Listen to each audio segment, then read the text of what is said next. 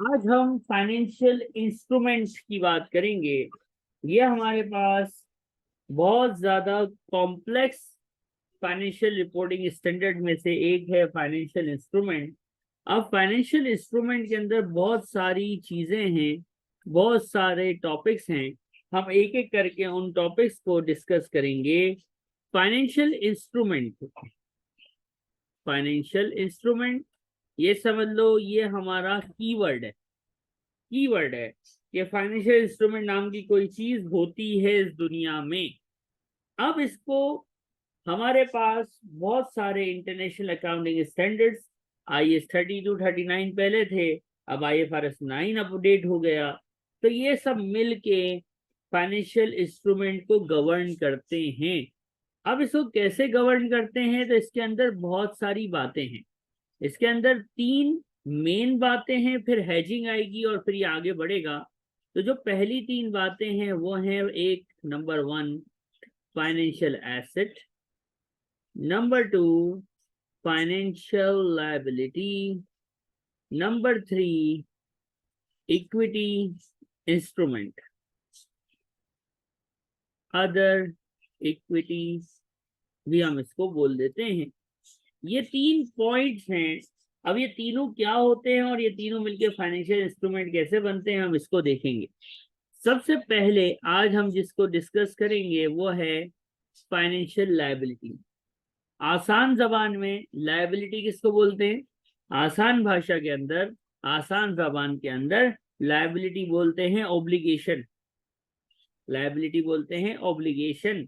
लेकिन अगर उस ऑब्लिगेशन के आगे एक वर्ड का इजाफा कर दिया जाए और वो वर्ड हो कॉन्ट्रेक्चुअल, कि आपने किसी से कोई कॉन्ट्रैक्ट किया जिसके अगेंस्ट आपके ऊपर कोई लायबिलिटी क्रिएट हो गई, तो वो आपकी नॉर्मल लायबिलिटी, आप वैसे नॉर्मल लायबिलिटी बोलते हैं, आप इसको फाइनेंशियल लायबिलिटी बोलेंगे और इसको IFRS 9 जो है वो गवर्न करेगा। कॉन्ट्रैक्ट हो किसी के साथ, सर इसी को एग्जांपल तो दें। तो इसकी बड़ी आसान सी एग्जांपल है भाई। इसकी एक एग्जांपल ये हो सकती है कि आपने इश्यू किया लोन नोट। लोन नोट आसान जबान में, मार्केट लैंग्वेज में डिबेंचर को बोलते हैं। कंपनी जिस तरह स्टॉक एक्सचेंज में शेयर्स इशू करके पैसा जनरेट करती है, इसी तरह कंपनी क्या कर सकती है, डेट फाइनेंसिंग, पब्लिक से, आम आवाम से डेट फाइनेंसिंग भी जनरेट कर सकती है। डेट फाइनेंसिंग मतलब कर्जा पकड़ लिया, कंपनी ने कर्जा पकड़ा आम आवाम से, कंपनी ने कर्जा पकड़ा आम आवाम से, डिबेंचर इसी को तो बोलते हैं।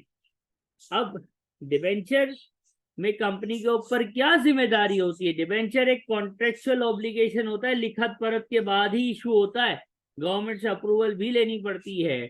इसके अगेंस्ट कंपनी को क्या देना पड़ता है? कंपनी को सर दो बातें देनी पड़ती हैं। ऑब्लिगेशन क्या होती है?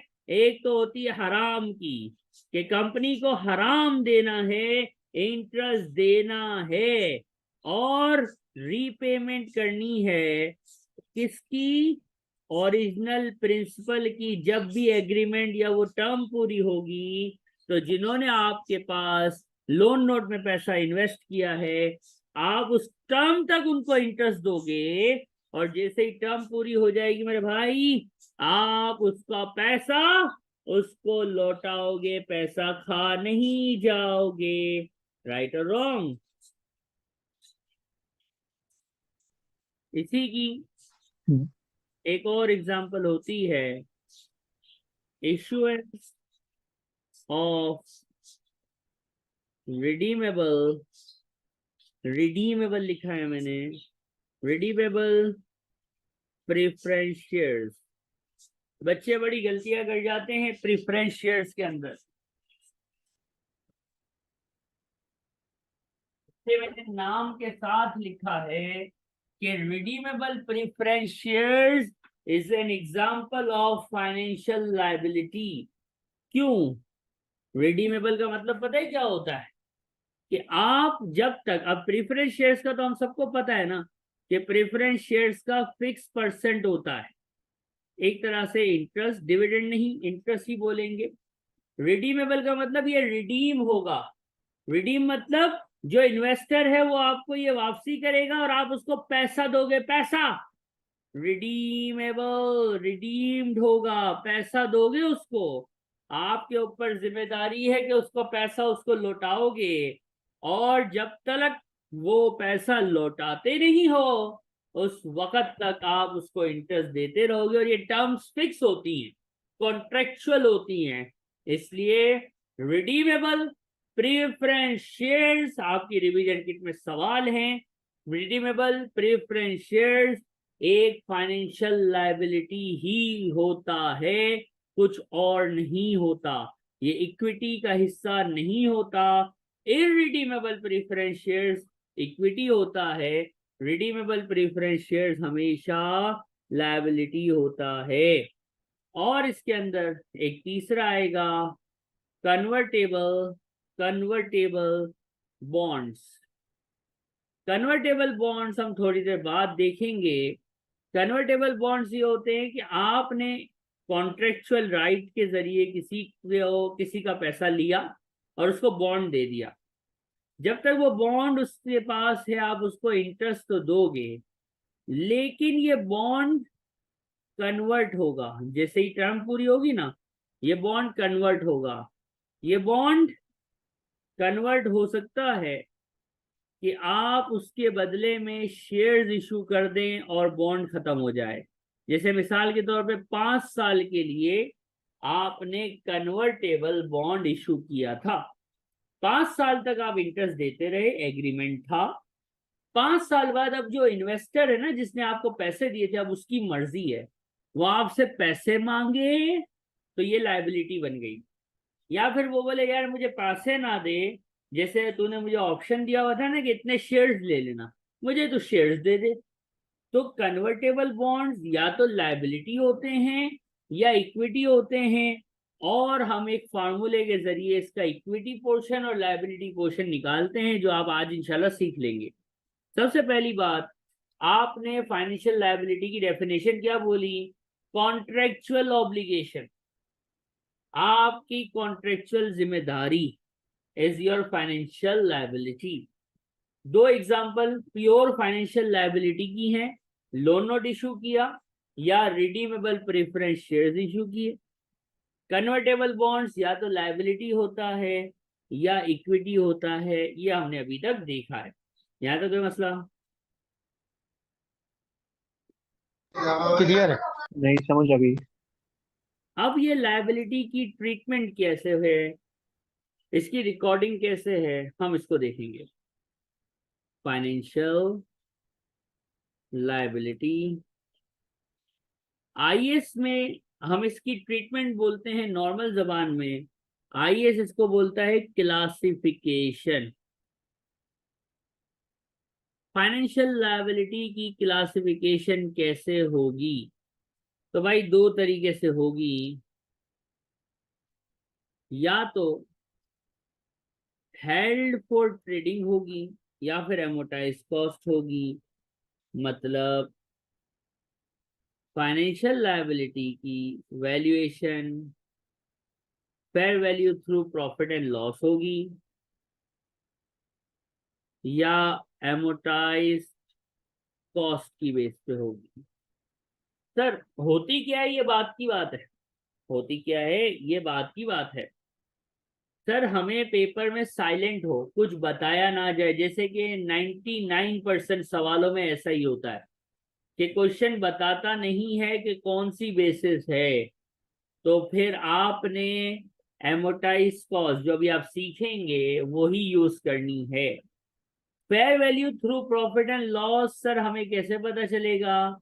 तो जो लायबिलिटी हेल्ड फॉर ट्रेडिंग होती है, यानी ऐसा कर्जा जिसको आप बेच दें, यानी मेरा लोन है, मैं किस अब वो होता है ना, हमारे यहाँ क्या होता है, टोपी घुमा देना, हवाला घुमा देना। अच्छा तेरा कर्जा था, मैं तेरे से मांगता था, तू उससे मांगता था, तू भी सेट जा, मैं उससे ले लेता हूँ। हेल्ड फॉर ट्रेड, इसको आसान जबान में यूं समझ लो, हेल्ड फॉर ट्रेड या एफपीटीपीएल नहीं आया था पेपर में, आमतौर पे पेपर में डिफॉल्ट जो है वो एमोटाइज कॉस्ट ही आ रहा होता है, लेकिन अभी हम दोनों को देख लेंगे। अब हमारे पास इसकी रिकॉर्डिंग का तरीका समझना, एक बार ये समझ आ जाएगा, आपने फिर ऐसे ही करना है।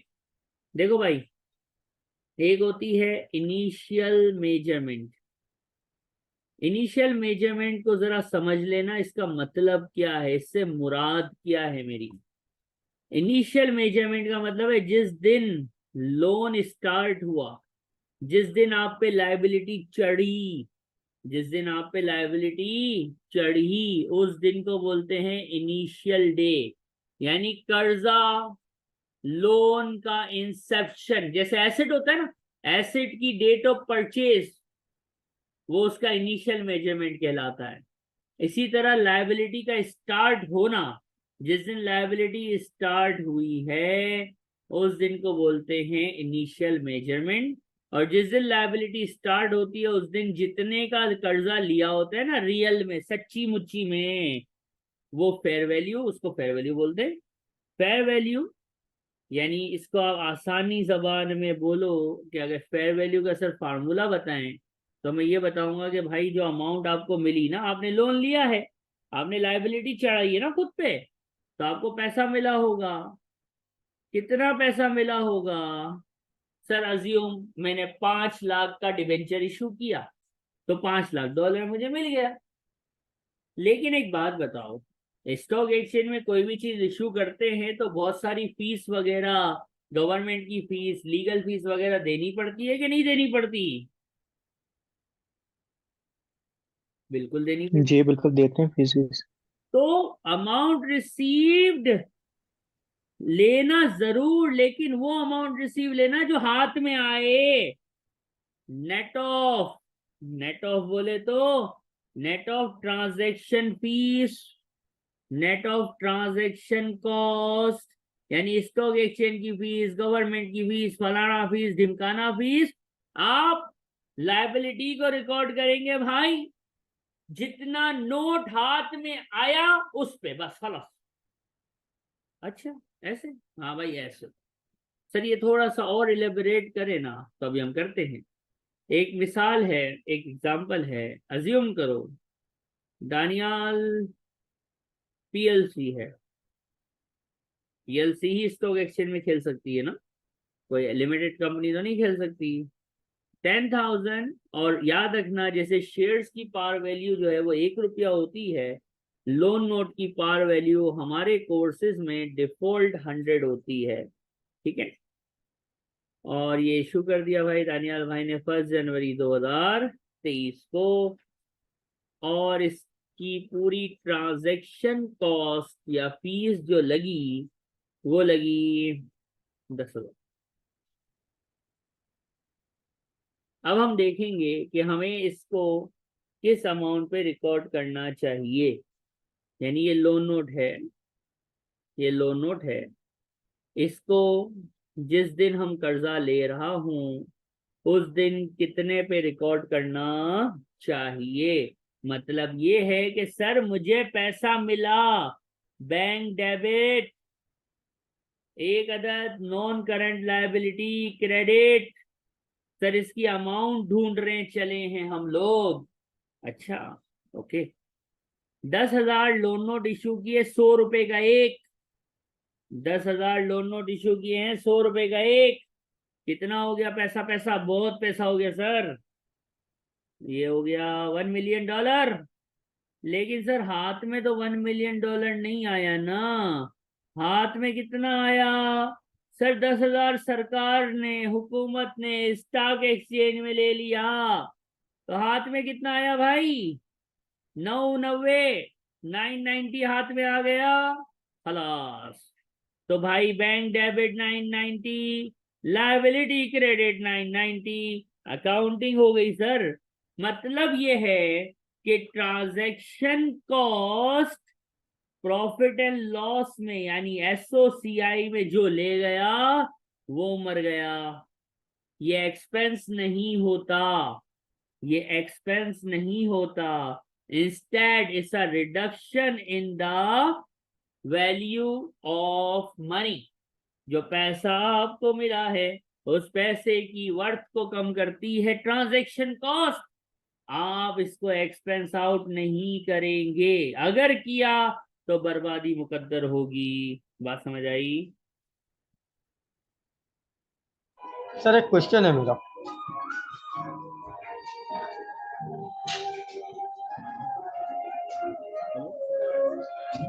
सर ये ट्रांजैक्शन कॉस्ट को अगर एक्सपेंस नहीं दिखाएंगे तो फिर क्या दिखाएंगे? ट्रांजैक्शन कॉस्ट को एक्सपेंस नहीं दिखाया ना, रिडक्शन इन लायबिलिटी दिखाया। तो पीएनएल में किस नाम से दिखाएंगे, ट्रांजैक्शन कॉस्ट? जाएगा ही नहीं। मैंने यही कहा, जो पीएनएल में ले गया वो मर गया। एमोटाइज ठीक। पे, एमोटाइज मेथड पे ट्रांजैक्शन कॉस्ट को पीएनएल में ले जाना मना होता है। ठीक है, ओके सर। आगे बढ़ेंगे। आगे बड़ी इंटरेस्टिंग बात है। अब साल गुजर जाएगा, साल गुजरेगा। अब आपने यहां तक कोई मसला है दानियाल? सर ये जब उसको पे करेंगे नॉन करंट लाइबिलिटी, वो तो 1 मिलियन पे करेंगे। रिकॉर्ड हमने अभी टेन तो थाउजेंड से कम कर लिए। बिल्कुल सही। अभी हम पहले साल पे आए हैं, अब ये आहिस्ता आहिस्ता बढ़ेगी। और वही अभी आपको मैं करना अच्छा। सिखाऊं। जैसे वो था ना IAS 16 में, क्या नाम था उसका, रिमूवल कॉस्ट, अनवाइंडिंग होती। प्रोविजन। हाँ ये अभी यहाँ पे जी, भी, वापस उसकी अनवाइंडिंग होगी। यहाँ पे भी अनवाइंडिंग अभी शुरू हो जाएगी। अब ये तो थी इनिशियल। इनिशियल बोले तो सर ये आ गई आपकी इनिशियल मेजरमेंट। जिस दिन लोन लिया उस दिन आपने लायबिलिटी 990 से बुक कर दी, इनकम स्टेटमेंट में कुछ नहीं ले गए। लेकिन सर कसम खा के कहो कि सर जब रियल में पे करना होगा तो 990 करना होगा, प्लस इंटरेस्ट भी तो देना होगा। अरे हाँ, इंटरेस्ट का प्रोविजन भी तो होगा, और 990 को 1 मिलियन भी तो बनाना होगा। तो जो तरीका जिस तरह सिखाया जा रहा है इस तरह से देखना। इसको कहते हैं सबसीक्वेंट, सबसीक्वेंट मेजरमेंट। आसान भाषा में ये सबसीक्वेंट मेजरमेंट IAS का वर्ड है। आसान भाषा में ईयर एंड पे कैसे रिकॉर्ड करेंगे। ये क्या था भाई, इंसेप्शन। इंसेप्शन बोले तो जिस दिन लोन स्टार्ट हुआ उस दिन की रिकॉर्डिंग। अब बात करते हैं, हमारा ईयर एंड हो गया। मिसाल के तौर पे ये मेरा लोन स्टार्ट होया था इस तारीख को। अब आ गया भाई 31 दिसंबर 2023। सर इधर क्या होगा, ईयर एंड पे लायबिलिटी कितनी होगी, इंटरेस्ट कितना रिकॉर्ड होगा, वगैरह वगैरह वगैरह, बहुत सारे सवाल। तो अब हम ईयर एंड की रिकॉर्डिंग सीखेंगे, और जरा गौर से देखना। मजीद डेटा एग्जामिनर को प्रोवाइड करना पड़ता है, वरना वो, अब आपको तो पेपर में पूरा क्वेश्चन आएगा तो सारा डेटा होगा। एक होगा कूपन रेट। कूपन रेट मतलब जो रियल में आपका तय हुआ है एग्रीमेंट के अंदर कि भाई जो मेरा लोन नोट है ना उसका रियल रियल रेट, किस रेट पे सच्ची मुच्ची का इंटरेस्ट रेट जो आप रियल में उसको दे रहे होते हैं। और एक होता है इफेक्टिव रेट। इफेक्टिव रेट को आप आसान जबान में यूं याद रखिएगा सर कि इफेक्टिव रेट होता है market interest rate. Effective rate हमेशा कूपन रेट से ज्यादा होता है। आसान जबान में याद रखो मार्केट का रेट। एक तो आपने जिस पे एग्रीमेंट किया था वो रेट। अब देखो मिसाल है, पाकिस्तान में आप रहते हैं, 20% इंटरेस्ट रेट चल रहा था जब आपने मुआहिदा कर लिया, कूपन रेट आपका तय हो गया 20%। थोड़े टाइम बाद पाकिस्तान और बर्बादी की तरफ गया, पाकिस्तान का इंटरेस्ट रेट हो गया 27%। तो आपका तो वो कूपन रेट 20 ही रहेगा ना, लेकिन मार्केट का रेट, इफेक्टिव रेट कितना हो गया, 27। अब मेरी बात गौर से सुनना, जो मैं बोल रहा हूँ, अभी जो बोल रहा हूँ करेंगे कैसे ये मैं करके दिखाऊंगा। अभी खाली थ्योरेटिकली एक बात याद रखना। IFRS 9 ये फरमाता है कि आप फाइनेंस कॉस्ट, फाइनेंस कॉस्ट यानी प्रॉफिट एंड लॉस, जिसको हम एसओसीआई बोलते हैं, उसके अंदर जो आप एक्सपेंस लेके जाएंगे ना इंटरेस्ट का, वो हमेशा इफेक्टिव रेट की बेसिस पे जाना चाहिए। तो आईएएस ने कह दिया तो हम होशियारी नहीं करेंगे। हम जब भी इनकम स्टेटमेंट में एक्सपेंस निकालेंगे तो वो एक्सपेंस हमेशा इफेक्टिव रेट की बेसिस पे निकालेंगे। बात समझ आ रही है? बिल्कुल सर। जी सही है। अब इसमें एक फार्मूला मैं आपको दे दूं ताकि आप गलती नहीं करना पेपर में, कि इफेक्टिव रेट सर लगाएंगे किस पे, ये भी तो बताओ। इफेक्टिव रेट जैसे ये 8% है, लगाना किस पे? सर ओरिजिनल लोन अमाउंट पे जो कि 1 मिलियन है, कि जो बैंक में आपने रिकॉर्डिंग की है लायबिलिटी की उस पे।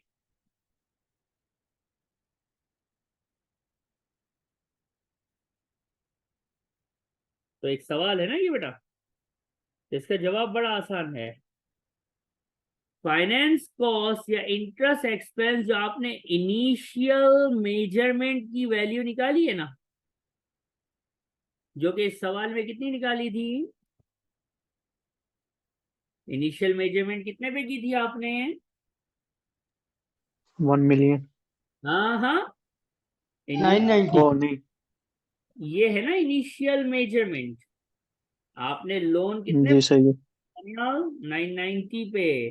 तो अगर आप साल के आखिर पे इंटरेस्ट निकालना चाहते हैं तो इस 990 पे आप इफेक्टिव रेट लगा देंगे। कितना आएगा? कुछ तो आएगा।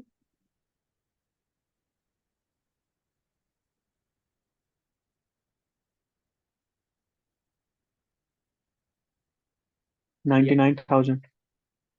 79 नहीं सॉरी 8% है। 79,200। ये चीज क्या है? ये मेरा फाइनेंस कॉस्ट है। ये मेरी फाइनेंस कॉस्ट है जो प्रॉफिट एंड लॉस में क्या होती है? एक अदद एक्सपेंस होती है। बात समझ आ रही है? सही है। बिल्कुल सर। अब ये तो सर आपने बातों बातों में ही आपने एक एक्सट्रैक्ट बता दिया कि इनकम स्टेटमेंट में फाइनेंशियल लायबिलिटी एमोटाइज मेथड पे कैसे रिकॉर्ड होता है, इनिशियल मेजरमेंट की अमाउंट इनटू इंटरेस्ट का रेट। अब सर एक सवाल है, नॉन करंट लायबिलिटी एसएफपी में वो कितने पे आएगी? इसका जवाब 10 इसका जवाब अभी हम फरमाएंगे। मेथड कौन सा? एमोटाइज। अमोर्टाइजेशन। एमोटाइज मेथड का मतलब ये है थोड़ा बढ़ाओ थोड़ा घटाओ। ये मैंने ऐसे ही बोला है याद रखने के लिए। थोड़ा बढ़ाओ थोड़ा घटाओ, नहीं, थोड़ा बढ़ाओ थोड़ा घटाओ, ये क्या बात हो गई सर? तो देखो कैसे करते हैं। एक होता है बीडी। क्या होता है? एक बीडी। एक होती है फाइनेंस कॉस्ट। फाइनेंस कॉस्ट मतलब प्रॉफिट एंड लॉस वाली। और एक होता है सच्ची मुच्ची का, कसम खाई जा सके कि इतना इंटरेस्ट पेड है, और ये आ जाती है सीडी। ये एमोटाइज मेथड है फाइनेंशियल लायबिलिटी निकालने का ईयर एंड पे। ईयर एंड कौन सा है? 31 दिसंबर 2023। पहला साल है ना बेटा, लोन लेने के बाद का ये पहला साल है ना? जी। मुझे जी। बताओ, बीडी इनिशियल मेजरमेंट को बोलेंगे। इंसेप्शन स्टार्ट हुआ था लोन 990 का, इसी पे लगाई आपने क्या? इफेक्टिव रेट लगाया। प्रॉफिट एंड लॉस में कितना एक्सपेंस जाएगा आ गया। राइट और रॉन्ग? सही है। जी। सच्ची मुच्ची में इंटरेस्ट कैसे निकालेंगे? इंटरेस्ट पेड सच्ची मुच्ची का आप कैसे दे रहे होते हैं? याद रखना, ये लिख लो, ये बहुत मसला होता है बाद में। इंटरेस्ट पेड हमेशा रियल वैल्यू पे होता है, पार वैल्यू पे होता है। आपने लोन लिया, आप इंटरेस्ट पे करोगे, हमेशा इंटरेस्ट किस पे पे करते हैं? पार वैल्यू ऑफ लोन पे करते हैं। ये याद रखिएगा। रियल इंटरेस्ट या एक्चुअल इंटरेस्ट पेड अगर निकालना है तो ये जो एक्चुअल पार वैल्यू है ना, ट्रांजैक्शन कॉस्ट माइनस करने से पहले वाली, उस पे जो रियल रेट है, रियल रेट सच्ची मुच्ची का एग्रीड रेट जो कि कूपन रेट है वो लगाना होता है, तो आता है क्या? आपके पास आता है एक्चुअल इंटरेस्ट पेमेंट। जैसे कि मैं अगर इस क्वेश्चन में करके दिखाऊं, तो भाई मेरी लायबिलिटी तो ये थी ना, मेरा रियल रेट एग्रीड रेट कितना परसेंट था? 6% था। इसका मतलब मेरा एक्चुअल इंटरेस्ट पेमेंट जो हो रहा होगा सच्ची मुच्ची में, रियल में, जो मैं इंटरेस्ट दे रहा हूँ वो कितना दे रहा हूँ? 60,000। लेकिन IAFRS 9 की ख्वाहिश पे इंटरेस्ट को रिकॉर्ड किस पे किया है? एक्सपेंस किस पे रिकॉर्ड किया है? इफेक्टिव पे। तो ये एमोटाइजेशन हो रही है। एमोटाइज का मतलब क्या है? थोड़ा थोड़ा लोन बढ़ रहा है, थोड़ा थोड़ा लोन बढ़ रहा है। बीडी में फाइनेंस कॉस्ट हमेशा प्लस होगी और इंटरेस्ट पेड हमेशा माइनस होगा। आंसर आएगा बढ़ के, क्या आएगा जरा बताना।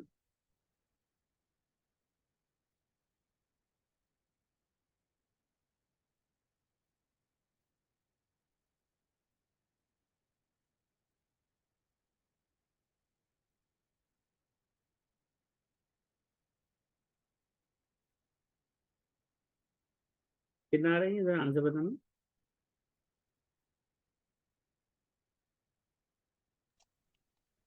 ये 9379200।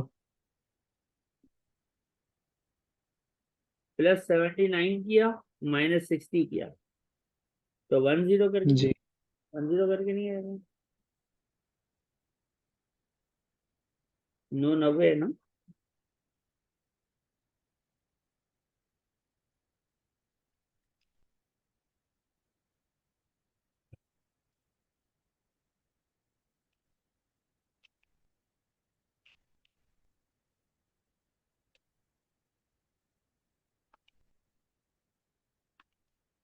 $100 9। 9200। ठीक है, ये जो अमाउंट है 1009200, ये मेरी SFP में जाएगी। ये वो अमाउंट होगी जो SFP शरीफ में नजर आएगी। बात समझ आ रही है? बिल्कुल सही सर। है। उसको जरा जल्दी से लिख लेना, कोई चीज पूछनी है तो पूछिएगा।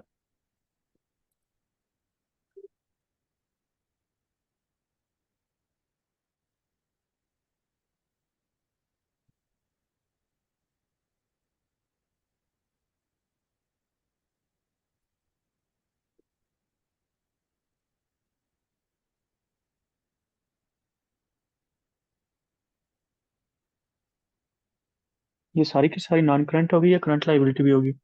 ये अभी तो ऐसे एग्रीमेंट समझो कि ये अभी 5-6 साल तक है, तो ये सारी की सारी अभी हम नॉन करंट में लेते हैं। अभी हम इसको ब्रेकअप कर देंगे। सही है। अभी तो हमने एक बेस लाइन क्रिएट की है कि कैसे ये चलता है। ठीक है, ओके।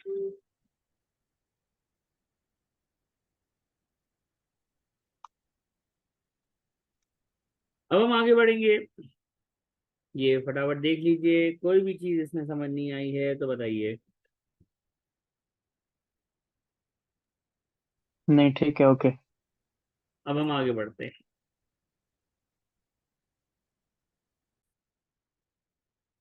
ये IFRS की बुक का क्वेश्चन है। गैलेक्सी कंपनी, उस कंपनी ने क्या किया भाई? बॉन्ड इशू किया, बॉन्ड इशू किया। और मजेदार बात यह है कि इंटरेस्ट फ्री बॉन्ड है। Interest free bond, no interest. सुभान अल्लाह, जबरदस्त, बेहतरीन हो गया जी, ऐसा ही होना चाहिए था। आपको ईयर एंड का काम करना है, लेकिन ईयर एंड के लिए पहले क्या पता होनी चाहिए? इनिशियल मेजरमेंट पता होनी चाहिए ना भाई। बॉन्ड की सच्ची मुच्ची की प्राइस यानी कितना पैसा हाथ में आया, देखो जरा। 5,03,778। ओके, ये पैसा हाथ में आया। मिस्टर मिस्टर दानियाल, क्या कोई ट्रांजैक्शन कॉस्ट गिवन है? टीसी दी हुई है, ट्रांजैक्शन कॉस्ट माफी निष्ठमणा कोई भी नहीं है, कोई ट्रांजैक्शन कॉस्ट नहीं है। इसका मतलब इनिशियली जिस तारीख को ये कर्जा जारी हुआ था, हमने लोन अपने ऊपर चढ़ाया था, उस दिन बैंक डेबिट हो गया। एंटी बनाने की जरूरत नहीं है, खाली समझाने के लिए बताई जा रही है। और अज्यूम है कि ये नॉन करंट ही है, 2002 से लेके 2004 है, तो डाल दे भाई नॉन करंट लायबिलिटी में, कहानी खलास। लेकिन जब ईयर एंड आया तो हमारे पास एसओसीआई भी उठ के आ गया और एसएफपी भी उठ के आ गया। एसएफपी ने बोला भाई लायबिलिटी क्या होगी, और इनकम स्टेटमेंट ने बोला हराम कितना रिकॉर्ड करेंगे।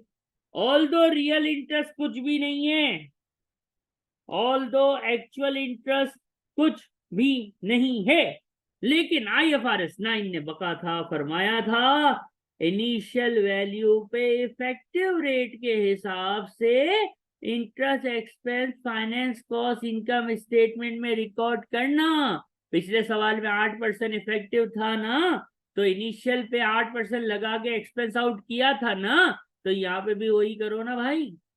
सर यहाँ रियल इंटरेस्ट तो है नहीं, तो क्या हो गया? आईएफआरएस ने आपको क्या बोले कि एक्सपेंस हमेशा इफेक्टिव पे होगा, इफेक्टिव दिया है ना, बस खलास आ गया आंसर, जबरदस्त हो गया। सर एक चीज तो आ गई समझ कि ठीक है, इफेक्टिव रेट पे हमेशा इंटरेस्ट एक्सपेंस चार्ज होना, यह आ जाएगा 30,000 कुछ, ठीक है, ऑल दो रियल इंटरेस्ट है नहीं। और इसका फॉर्मूला क्या दिखाया था सर? बीडी लिखा था आपने, ये बीडी है, प्लस क्या था आपने? इफेक्टिव यानी फाइनेंस कॉस्ट, जो कि इफेक्टिव की बेसिस पे बीडी पे लगती है 6% के हिसाब से, ये आ गई 30226। और माइनस आपने किया था सर इंटरेस्ट पेड। कसम खुदा की इस सवाल में इंटरेस्ट पेड नहीं है, नहीं है, नहीं है, तो जीरो है। थोड़ी थोड़ी लायबिलिटी बढ़ रही है, थोड़ा थोड़ा नशा है। 534004, ये हमने एक बुक का क्वेश्चन सॉल्व किया है, इसमें कोई तकलीफ है तो बताइएगा। नहीं सर, क्लियर है। मिस्टर दानियाल। ये जो फाइनेंस कॉस्ट और इंटरेस्ट पेड जो रियल में उसमें हाँ, जो डिफरेंस आ रहा है वो कितने जाएगा? किसका? इफेक्ट और जो रियल रेट है उसमें जो डिफरेंस आ रहा किसका डिफरेंस आ रहा है? है, ये जो फाइनेंस कॉस्ट और जो रियल में जो इंटरेस्ट पे कर रहे हैं ना उसमें एक डिफरेंस आ रहा है ना इंटरेस्ट को। हाँ, तो ये डिफरेंस जो है, ये डिफरेंस इसकी बात कर रहे हो ना? ये डिफरेंस आपकी लायबिलिटी को एडजस्ट कर, जी। इसी को एमोटाइज कॉस्ट मेथड बोलते हैं। यही तो है एमोटाइज कॉस्ट मेथड, कि इन दोनों का डिफरेंस नेट ऑफ होके लायबिलिटी को बढ़ाता है थोड़ा थोड़ा हर साल। इन दोनों का डिफरेंस हर साल थोड़ा थोड़ा करके लायबिलिटी को बढ़ाता है, और इसी डिफरेंस का ही तो नाम है amortise cost method. What my point? सही यानी कि ओसीआई को हिट नहीं करेगा इंटरेस्ट है फिर भी। नहीं नहीं, बिल्कुल उसको एक्सेप्ट नहीं करेगा, ठीक है। ठीक है। इस आईएएस में एक चीज बस ये होती है कि ये ऐसे ही करना है जैसे टेक्स्ट में होता है ना, इसमें ज्यादा सोचना नहीं, वरना ये आईएएस आपको कंफ्यूज करके रख देगा। क्योंकि ना बहुत लोग कंफ्यूज हो जाते हैं और घूमते रहते हैं, यार ये क्या हो गया, फिर हम बता दें भाई कैसे करना था, ऐसे ऐसे ऐसे ऐसे, आपने वैसे क्यों किया, मर गए। अच्छा ओके, सॉरी गलती हो गई सर। एक और क्वेश्चन है बुक से, हम इसको भी देखेंगे। क्वेश्चन को आप पढ़ेंगे, रिक्वायरमेंट है एक्सपेंस बताओ बस। अच्छा, एक्सपेंस बता दो बस, ज्यादा होशियारी नहीं। ओके, नो प्रॉब्लम, एक्सपेंस बताएंगे। फिर हमें फाइनेंस कॉस्ट पूछ रहा है, तो हमारे लिए निकालना बड़ा आसान है। क्वेश्चन हम पढ़े ना तो थोड़ा सा गड़बड़ समझ आएगी। क्वेश्चन में लोन नोट इशू कब हुआ है,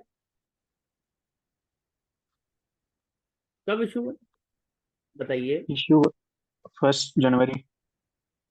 और इसका ईयर एंड जिस ईयर का आपसे पूछा है वो ईयर एंड क्या है? 31 दिसंबर, 2 साल के बाद। हाँ ये पकड़ लिया आपने, 2 साल के बाद। अब जरा देखो कैसे करना है, वही तरीका जो सीखा है।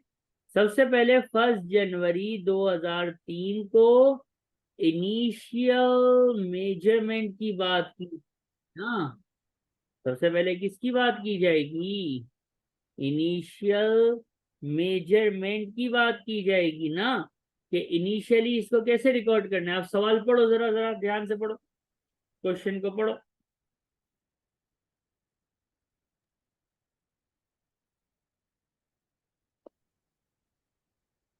ठीक है, इश्यू कॉस्ट पेबल्स होगी तो हम कैसे करें? और लोन कुछ प्रीमियम।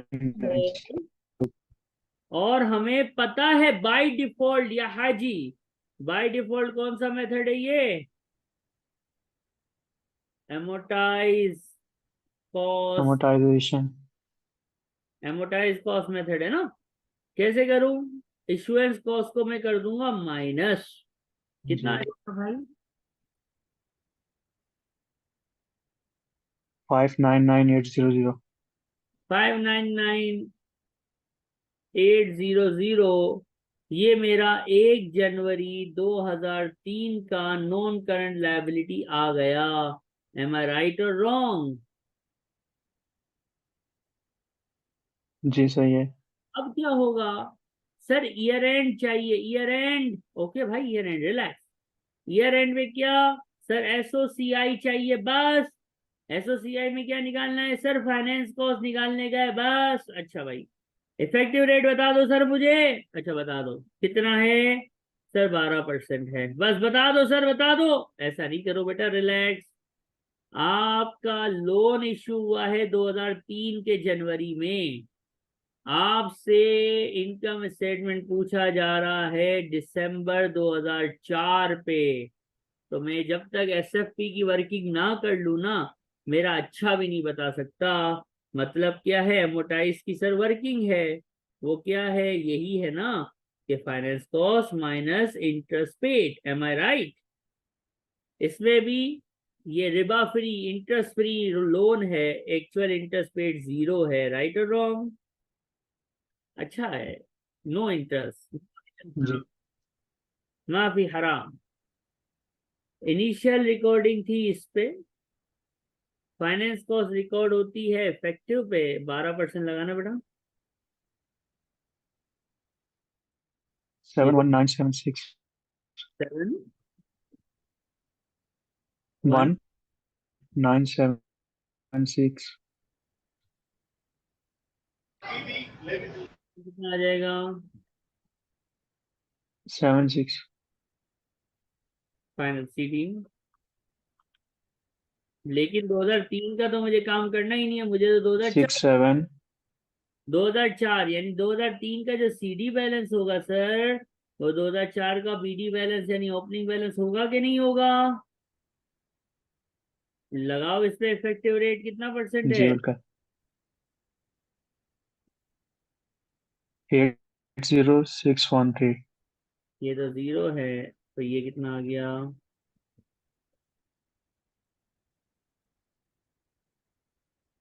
ये आ गया। अब मैं एक्सट्रैक्ट पकड़ू ना, तो मैं ये फाइनेंस कॉस्ट की बात करूं तो मैं कहूंगा भाई ये फाइनेंस कॉस्ट तो मैंने एक वर्किंग से कर ली। ये अमोर्टाइजेशन शेड्यूल जो बनता है दूसरे साल की, ये आ गई फाइनेंस कॉस्ट 80613। और अगर एसएफपी मांगी जाती, एसएफपी मांगी जाती तो ये दूसरे साल की नॉन करंट लायबिलिटी है 2004 की। और अगर बात की जाए, अगर मांगी जाती एसएफपी 2000 कब की बेटा? 2003 की, तो उसके लिए ये लायबिलिटी है। एम आई राइट और रॉन्ग? जी सही है। और ये इंटरेस्ट एक्सपेंस 2003 का मांगता तो ये होता, इसने हमसे 2004 का मांगा, तो 80613 हमारे बॉक्स में आंसर आएगा। गॉट इट और नो? ओके, इस सवाल में कोई तकलीफ है? नहीं क्लियर है ये वाला।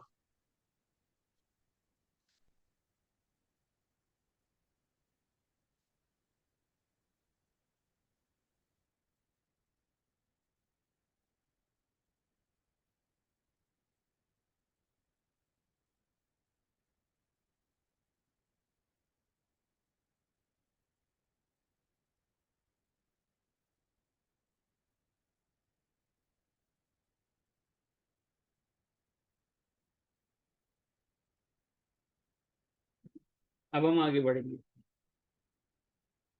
ये लिख लीजिएगा। अच्छा, एक चीज है, ये फाइनेंस का हम उसको पे करेंगे ना इस साल? किसको? ये जो हम इंटरेस्ट दे रहे हैं उसको इफेक्टिव के ऊपर, या फिर इसमें क्वेश्चन में तो नहीं है? इफेक्टिव पेमेंट वाला इंटरेस्ट नहीं है, इफेक्टिव खाली दिखाने के दाम है। ये एज पर IFRS वो तो है, लेकिन एक्सपेंस शो करना है, इस रियल कुछ पे ही नहीं कर रहे। इसमें तो नहीं पे कर रहे, लेकिन पिछले वाले में एक में पे कर रहे थे, वो हमारी करंट लाइबिलिटी नहीं होगी? वो आएगा, वो भी आएगा, वो भी सही कह रहे हो, ठीक है, वो भी आएगा। सही है। अब एक और क्वेश्चन हम करेंगे, लिख लेते हैं। XYZ PLC issued 800,000 preference shares at a price of 7,20,000। Transaction cost आपको हम दे देते हैं, तकरीबन लिख लो 8,000। प्रेफरेंस शेयर्स है तो इंटरेस्ट नहीं लिखा हुआ होता, क्वेश्चन में लिखा होता है डिविडेंड। डिविडेंड है आपका 8% का, और मार्केट में इफेक्टिव रेट ऑफ इंटरेस्ट जो चल रहा है वो हमेशा गिवन होगा, वो है 10%। अब हमने इस क्वेश्चन के साथ खेलना है।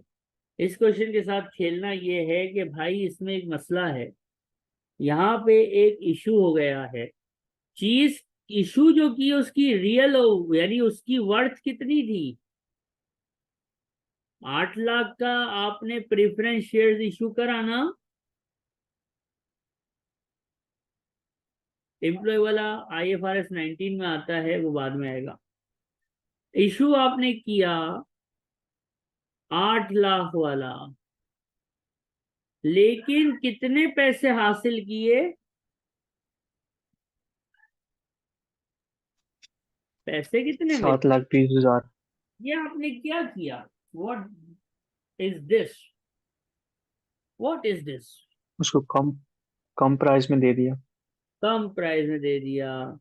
तो वही हमारे इनिशियल मेजरमेंट का चक्कर आएगा, लेकिन यहाँ पे कुछ नया आप देख रहे होंगे, जरा गौर से देखना। मेरा जो ये प्रेफरेंस शेयर था, इसकी पार वैल्यू या वर्थ या औकात जो थी, या शेख दानियाल इसकी औकात जो थी, वो 8 लाख थी कि नहीं थी?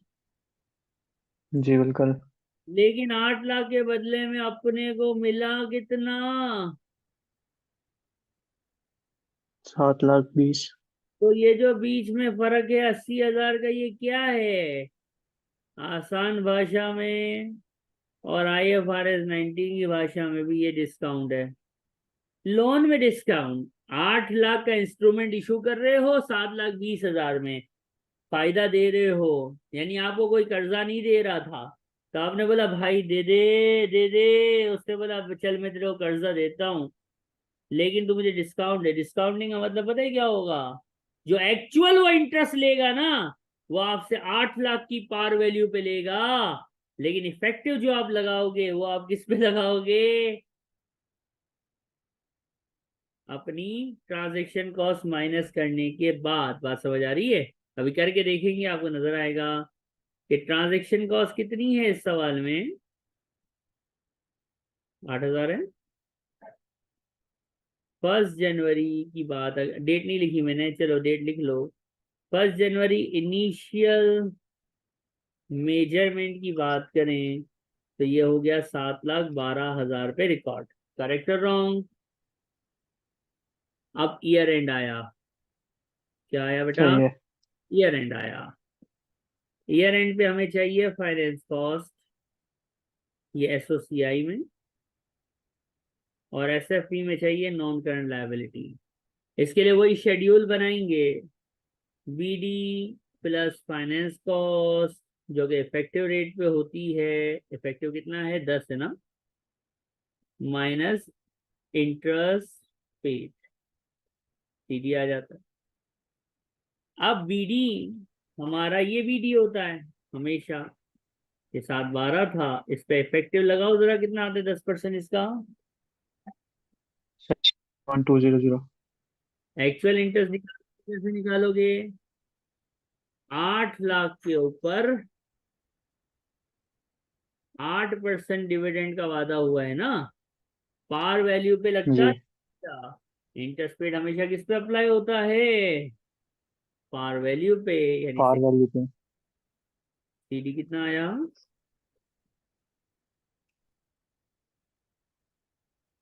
719,200, ये ईयर 1 है। और फाइनेंस कॉस्ट कितनी आ गई? 71,200। इसमें कोई तकलीफ? नहीं, सही है, ये क्लियर है। ठीक है, इसको जरा लिखिएगा जल्दी से। Okay, done.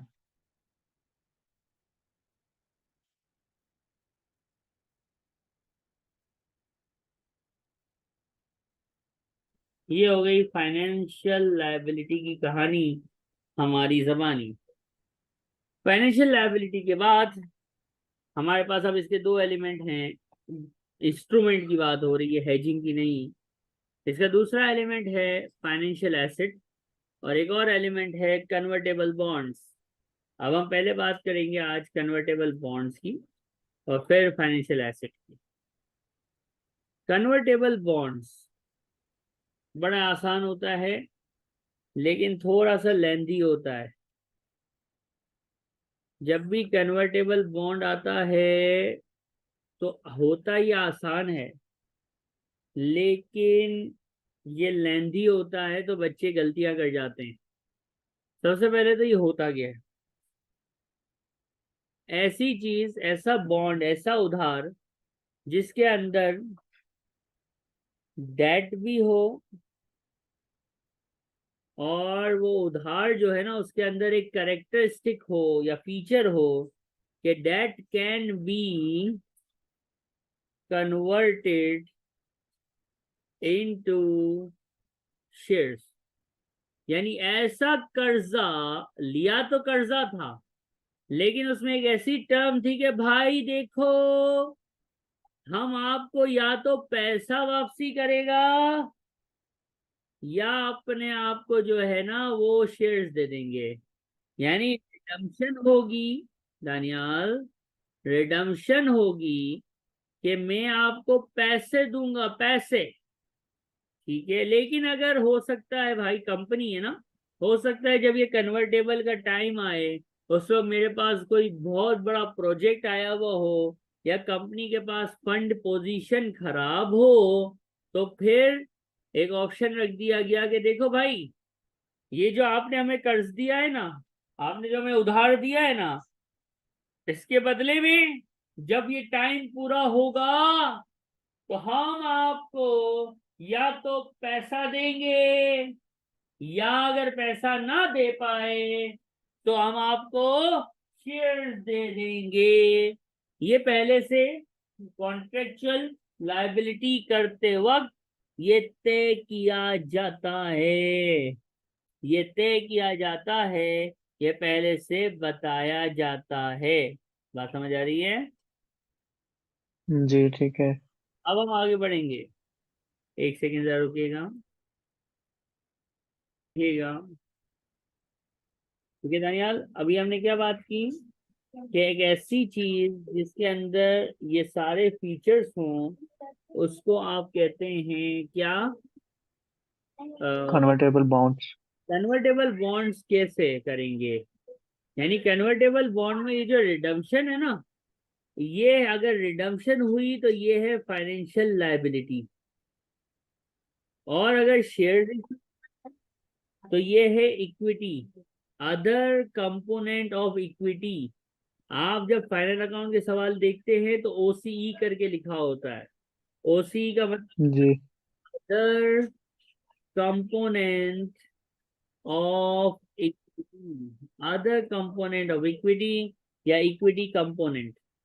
एक बात सुनो जरा, एक थोड़ा सा मैथ्स है, मैथ्स। अज्यूम करो एक कन्वर्टेबल बॉन्ड है $1 मिलियन का, ठीक है, कन्वर्टेबल बॉन्ड है $1 मिलियन का। IFRS 9 ने एक वर्किंग दी है, उस वर्किंग से हम क्या करेंगे, उस वर्किंग से हम लायबिलिटी निकाल देंगे।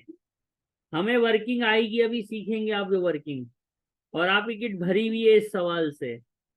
आप वर्किंग करेंगे और वर्किंग करके अज्यूम करो कि आपने निकाला, ये वर्किंग करके आप खुद निकालेंगे जो ब्राउन कलर से मैंने लिखा है। ये ब्लू कलर वाला क्वेश्चन में गिवन होगा 1 मिलियन का कन्वर्टेबल। एक वर्किंग सिखाऊंगा, उस वर्किंग से आप फाइनेंशियल लायबिलिटी निकाल लेंगे। टोटल ये है, लायबिलिटी की अमाउंट 8 लाख है, तो ओसी की अमाउंट क्या हुई, 2 कितनी? लाख। यहाँ 2 लाख हुई। इसको कहते हैं रेजिजुअल पार्ट। रेजिजुअल पार्ट, ये आईएएस का वर्ड है, रेजिजुअल पार्ट। रेजिजुअल पार्ट मतलब बचेला कुचेला पार्ट। रेजिजुअल पार्ट मतलब बचेला कुचेला पार्ट। बात समझ आई? सही है। अब इसको करना कैसे है, ये थोड़ा सा ट्रिकी है शेफ। ट्रिकी नहीं है, जिस तरह बताऊं उसका रट्टा मार लोगे ना तरीके का, तो आपके बहुत सारे मसाइल हल हो जाएंगे। देखो भाई, हम क्या करेंगे, हम करेंगे प्रेजेंट वैल्यू। क्या करेंगे? प्रेजेंट वैल्यू मतलब, सर हमारे पास एक कंपाउंड कंपाउंड फाइनेंशियल इंस्ट्रूमेंट होगा, जिसका दूसरा नाम अभी हमने लिखा है कन्वर्टेबल। कन्वर्टेबल बॉन्ड, ये एक ही चीज के दो नाम है, दोनों नाम से पेपर में आ सकता है, ठीक है। आपको क्या करना है, सबसे पहले आपने एक वर्किंग करके फाइनेंशियल लायबिलिटी निकाल लेनी है एट इंसेप्शन। एट इंसेप्शन मतलब जिस दिन ये बॉन्ड इशू हुआ है ना उस दिन की, जिस दिन ये बॉन्ड जारी हुआ है ना उस दिन की फाइनेंशियल लायबिलिटी आपने निकालनी है। कैसे निकालते हैं, जरा गौर से, एहतियात से, तवज्जो से देखना। इसका निकालने का तरीका ये है, कैश आउटफ्लो को आप कैलकुलेट कर दो प्रेजेंट वैल्यू पे। फाइनेंशियल लायबिलिटी की डेफिनेशन ये है, कन्वर्टेबल या कंपाउंड फाइनेंशियल इंस्ट्रूमेंट से फाइनेंशियल लायबिलिटी का पोर्शन अलग करने का तरीका क्या है?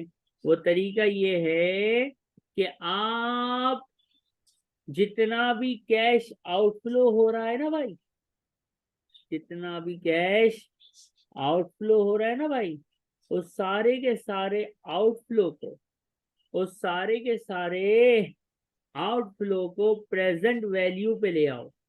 तो सारे आउटफ्लो की जो आप प्रेजेंट वैल्यू कैलकुलेट करोगे ना मेरे दोस्त, वो प्रेजेंट वैल्यू कहलाएगी फाइनेंशियल लायबिलिटी। वो प्रेजेंट वैल्यू कहलाएगी फाइनेंशियल लायबिलिटी। किस दिन की? जिस दिन कन्वर्टेबल बॉन्ड इशू हुआ है उस दिन की। जिस दिन कन्वर्टेबल बॉन्ड इशू हुआ है उस दिन की फाइनेंशियल लायबिलिटी आ जाएगी। ये इसका छोटा सा तरीका है। अब हम इसको करके देखेंगे और थोड़ा सा लेंथी प्रोसेस होगा, तो जरा सा ध्यान से देखना। अभी जैसे हमने इसकी थ्योरी बात आई है,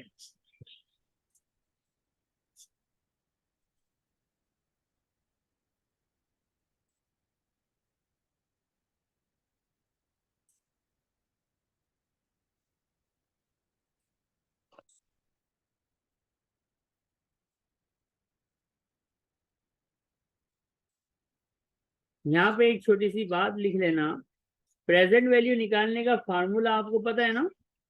प्रेजेंट वैल्यू कैसे निकालते हैं? कैश 1/1 + r की power n। Cash flow into discount factor तो आ जाती है प्रेजेंट वैल्यू।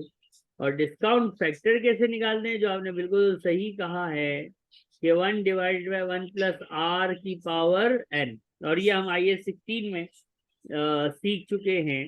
अब मसला ये है कि सर ये r n तो चलो नंबर ऑफ ईयर्स हैं, what the heck is r? ये r क्या होगा? तो भाईजान यहाँ पे r होगा इफेक्टिव रेट, यहाँ पे r होगा इफेक्टिव रेट। इसको जरा लिखिएगा,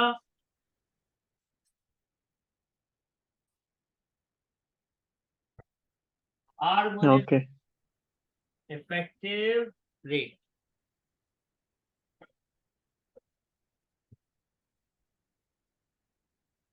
ठीक है रानियाल? जी सही है। अब थोड़ा सा एहतियात से करना। मैं बीबी के किट से एक क्वेश्चन आपके सामने शेयर कर रहा हूँ। ये थोड़ा सा मुश्किल क्वेश्चन तो नहीं है, डिटेल्ड है। इसके अंदर सारी बातें कवर है, जिसके बाद आपको कंपाउंड में इंशाल्लाह तकलीफ नहीं होगी। लेकिन जिस तरह से ये मैं कर रहा हूँ, आपने गौर से देखना है।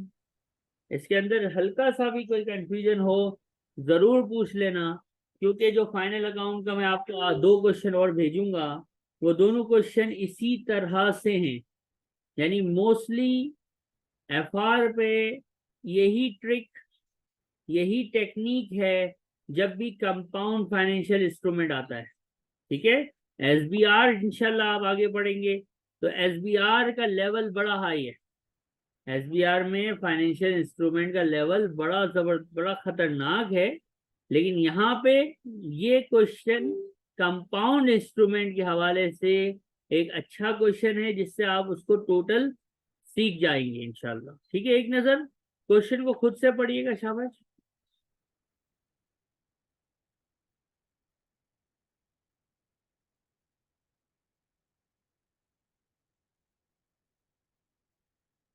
सुकून से पूरा पढ़िए।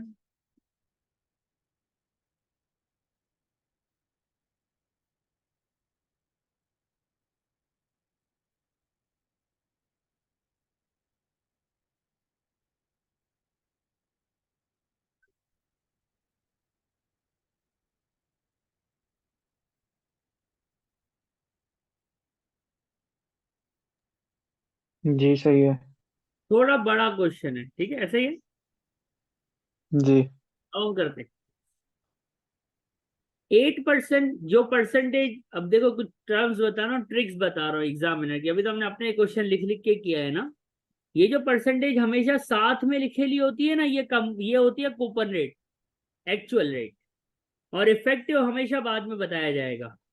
ये बात क्लियर रहेगी?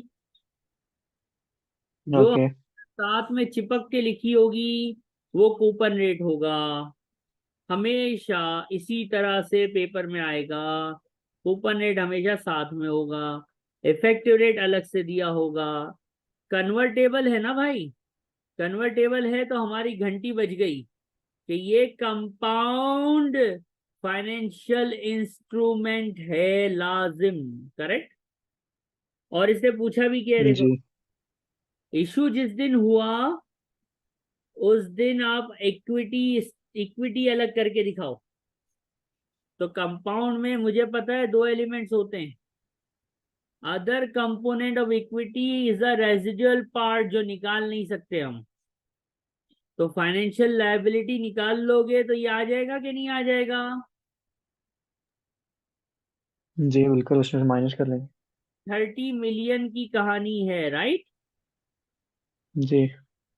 अब फाइनेंशियल लायबिलिटी निकालूं मैं, तो मैंने क्या बताया था? कैश फ्लो की प्रेजेंट वैल्यू निकाल ले मेरा भाई, खलास। करेक्ट और रॉन्ग? और प्रेजेंट जी वैल्यू सही है। इसके ऊपर निकालना। Effective rate. तो ये जो प्रेजेंट वैल्यू का टेबल दिया हुआ है, इसमें ये 8% को तो मैं खल्ली वल्ली करा दूं कि ये तो लेना ही नहीं है, मुझे तो इफेक्टिव रेट लेना है। राइट और रॉन्ग? जी तो इसको तो मैंने बोला चल बे निकल, करेक्ट और रॉन्ग। और इस 10% वाले रेट को बोला मरहबा मरहबा तू ही बेरा है, करेक्ट। जी सही है। अब आइए, कैश फ्लो बोला है मैंने, कैश फ्लो। कैश फ्लो में याद रखना हमेशा दो एलिमेंट्स होंगे। कितने साल की कहानी है? Year, cash flow, discount factor, ये फॉर्मेट वही वाला, प्रेजेंट वैल्यू, करेक्ट। जी ईयर 1, ईयर 2, ईयर 3। पहले साल सिर्फ इंटरेस्ट दिया जाएगा, करेक्ट और रॉन्ग। कैश फ्लो देखना है भाई, सच्ची मुच्ची वाला इंटरेस्ट। इंटरेस्ट पेड की बात होती है यहाँ हमेशा। इंटरेस्ट पेड मतलब, सर ओरिजिनल अमाउंट था 30 मिलियन, ओरिजिनल इंटरेस्ट है 8%, तो 3 8 $2.4। 2.4। हम 3 जीरो पे राउंड करने वाले हैं। देखो इसका आंसर इसने फुल जीरोस पे लिखा हुआ है ना, हम 3 जीरो पे राउंड करके जी ज्यादा मुनासिब रहेगा। पहले साल में इंटरेस्ट दूंगा, दूसरे साल में इंटरेस्ट दूंगा, सही बात है नहीं? तीसरे साल में इंटरेस्ट जी दूंगा सही है। सूची में, और तीसरे साल कसम है मैं ये कर्जा भी उतारूंगा, क्योंकि कर्जा 3 सालों के लिए है, रिडीमेबल है, करेक्ट और रॉन्ग। रिडीमेबल है या कन्वर्टेबल है, दोनों में से एक है, लेकिन तीसरे साल ये पैसा लौटाने का, राइट। जी पहले साल 0.91 का रेट है, फिर 83 का रेट है, फिर 75 का रेट है। चल चौथे साल का तो दिया हुआ नहीं है, तो बेटा चौथे साल का मांगा किसने आपसे? तीसरे साल दो चीजें होंगी, जो लास्ट ईयर होगा लिख लेना, लास्ट ईयर इंटरेस्ट के साथ साथ प्रिंसिपल भी पे हो रहा होता है, प्रेजेंट वैल्यूज आएंगी। तो ये टोटल जो प्रेजेंट वैल्यू आई है, ये कितनी आई है? कुछ तो आई है। 37200। सबका टोटल कर लो, फाइनल बता दो।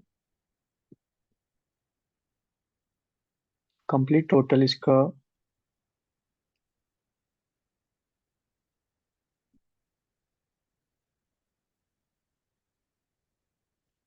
ये सिंगल सिंगल का बताऊं? हाँ सिंगल बता दो चलो।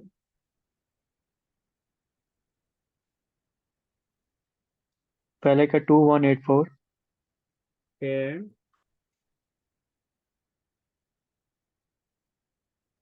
1992, फिर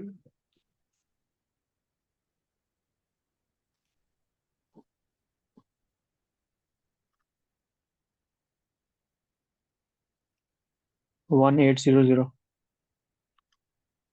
और आखिरी 22500।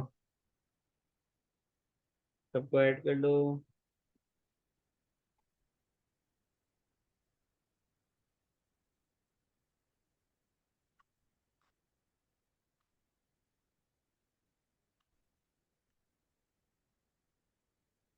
जी यही आ रहा है 28476।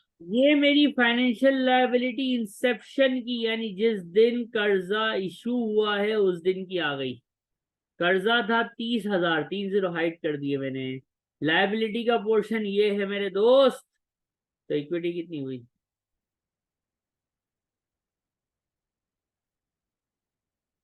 1524, 0 0 0। ऑप्शन बी लग रहा है। सुकून शांति इत्मीनान से पूरा क्वेश्चन देखिए, कोई भी तकलीफ है दिमाग शरीफ में तो बताइए प्लीज। ये जो नीचे दिया कम्युलेटिव इसका, तो डायरेक्ट इससे मल्टीप्लाई नहीं कर सकते? इसको, हाँ अभी मैं वो आपको बता रहा हूँ, और ये दूसरा बताना, वो एनवीटी टेबल होता है। ये आपने करना है, पहले ये लिख लो, फिर मैं आपको दूसरा इसका अलग एक और भी मेथड बताऊंगा। सही है, ये डन है। अब इसका एक शॉर्टकट होता है, डिस्काउंट फैक्टर की तरह जगह पे एन्युटी फैक्टर लिया जा सकता है। एन्युटी फैक्टर सर, जहां पे कैश फ्लो कॉमन हो ना, जैसे 1 2 3 सालों पे ये 2400 कॉमन है ना मेरे भाई, तो आप पता है क्या करो, आप इसको कॉमन ले लो। कैसे? 1 से लेके 3 सालों तक 2400 का आउटफ्लो होगा, और ये फैक्टर्स को कर लो, ये प्लस, या तो क्यूमुलेट करके दे भी दिया, ना देता तो प्लस कर लेते। क्या आएगा आंसर देखना, वही आएगा, कुछ तो आएगा। जी वही है 5976। और 22,500 प्लस कर लो। ठीक है। 28476। अब सही है। प्रिंसिपल है ना, उसके लिए तो डिस्काउंट फैक्टर ही लेना पड़ेगा, सिर्फ इंटरेस्ट को क्यूमुलेट किया जा सकता है। Got my point? ये इसका शॉर्टकट। ओके। तो हमने एनवीटी और डिस्काउंट दोनों टेबल्स के जरिए से इसको करना देख लिया है। ठीक है। अच्छा तो ये तरह अगर कोई इशू कॉस्ट आ जाए या डिस्काउंट हो जाए, वो माइनस करेंगे वैल्यू में से पहले? नहीं, अभी ये तो कंपाउंड, ये तो उसका था ना फाइनेंशियल लायबिलिटी। अब देखो ये क्या आ गई, ये आ गई आपकी फाइनेंशियल लायबिलिटी इंसेप्शन की। अभी तो कुछ नहीं करना, इंसेप्शन पे जब फाइनेंशियल लायबिलिटी और इक्विटी अलग अलग हो गई, ये सवाल यहाँ खत्म हो गया। लेकिन अब मैं आगे लेके चलूंगा आपको कि लायबिलिटी आ गई ना। अब इसने आपसे 1 अप्रैल पूछा था, लेकिन अगर क्वेश्चन इस तरह का हो कि सवाल आपसे ये ना पूछे इक्विटी कितनी है, जैसे अभी एक सवाल आएगा, सवाल आपको बोले बताओ फाइनेंशियल लायबिलिटी कितनी है, और 1 अप्रैल 2005 की नहीं, ईयर एंड की बताओ, तो क्या करते? खाली सुनना, क्वेश्चन आगे आना है। तो बताइए क्या करते, ये 28476 तो ऐसे ही निकालते, इसको नहीं छेड़ते। ऑल दो आपके पास ट्रांजेक्शन कॉस्ट दी हुई होती, इसके बावजूद भी इसको नहीं छेड़ते, ये निकाल लेते, 28476 निकाल लेते। इसको निकालने के बाद अब ईयर एंड का काम करना है, इसमें से फिर डायरेक्ट कॉस्ट माइनस करते, और फिर इसमें वो वाला टेबल, वो जो BD minus finance cost plus interest paid वाला काम करके, plus finance cost minus interest paid वाला काम करके सीडी निकालते, और फिर वो आती फाइनेंशियल लायबिलिटी ईयर एंड की, जो कि अभी पूरा एक क्वेश्चन इंशाल्लाह थोड़ी देर में आने वाला है। बात समझ आ रही है? कंपाउंड जी सही है। लायबिलिटी और इक्विटी ऐसे ही अलग होगी, इसको करते वक्त बस यही काम करना है, डायरेक्ट कॉस्ट मायरेक्ट कॉस्ट ये कॉस्ट वो कॉस्ट अगड़म बगड़म शगड़म चीजों को नहीं छेड़ना है। Got it? ओके। अब बीबीबी किट हम चल रहे हैं, इससे मेरी कोशिश है मैं आपको दोनों किट्स तकरीबन करा दूंगा, क्योंकि ये थोड़ा सा वो आईएएस होता है कि जिसकी दोनों किट्स में ही बच्चे फंस जाते हैं। तो पहले हम बीबीबी से शुरू किया हमने। अब ये क्वेश्चन देखो किस तरह का है। लोन नोट है हाजी, कन्वर्टेबल नहीं है, हैज अ सवाल of loan note. Loan note is a purely financial liability. सुभान अल्लाह। एग्जाम स्टाइल पे वो क्वेश्चन करेंगे जो अभी हमने 2-3 क्वेश्चन अपने लिखे थे। ठीक है बेटा, क्वेश्चन पढ़िएगा, शाबाश। कितने साल का बाद का पूछा है ये भी देखिए।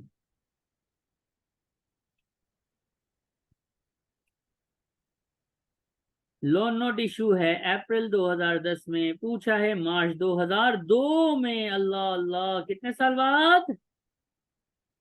2 साल बाद। और पूछा भी क्या है, एसएफपी पूछा है।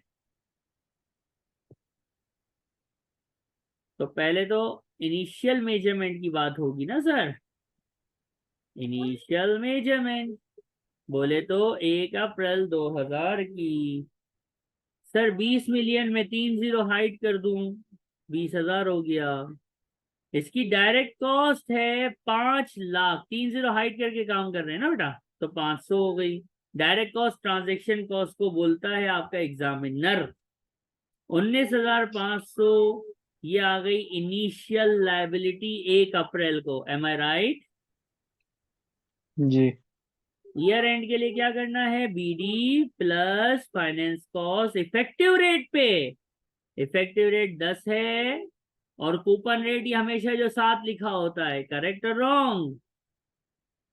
जी। और आ गया सीडी। इंटरेस्ट पेड कभी भी बदलता नहीं है ना, ओरिजिनल वैल्यू जो कि 20,000 है उस पे 5% अप्लाई होगा, कितना आएगा? 1000। सुब्हानअल्लाह, अस्तगफिरुल्लाह अल अज़ीम, हराम। इनिशियल मेजरमेंट है 19,500, फाइनेंस कॉस्ट लगनी है इसके ऊपर यानी 1950, हराम 1000 गया, क्या आया?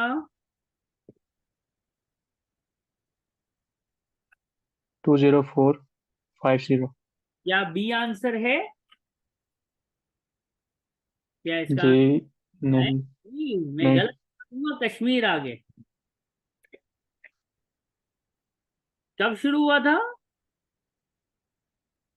पूछा कब? 1 अप्रैल को ये 2002 में। अच्छा जी, वो ये 2012। सर 31 मार्च 2001 पे आप पहुंचे हो, 2 साल खुद ने ही तो बोला था काका। तो 2002 का कैसे करेंगे? इसमें 10% लगाएंगे और एक्चुअल इंटरेस्ट तो जो है वो वही रहता है।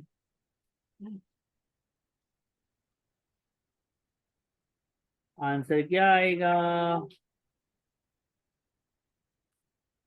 ये भी एसएफपी है लेकिन साल का फर्क है ना। हमारा आंसर क्या है? 21495 डी। देखा, थोड़ा सा अगर सवाल को ध्यान से ना पढ़ा जाए तो 2 मार्क्स हर चीज आने के बावजूद जाया हो सकते हैं। Got my point sir? जी सही है।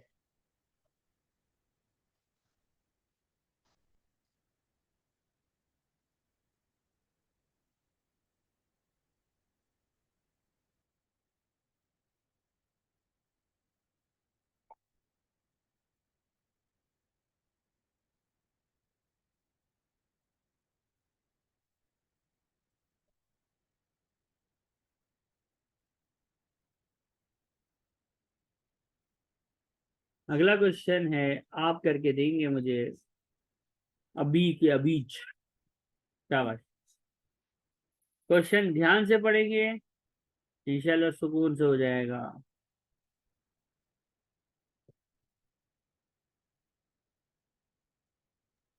पढ़िए, शाबाश।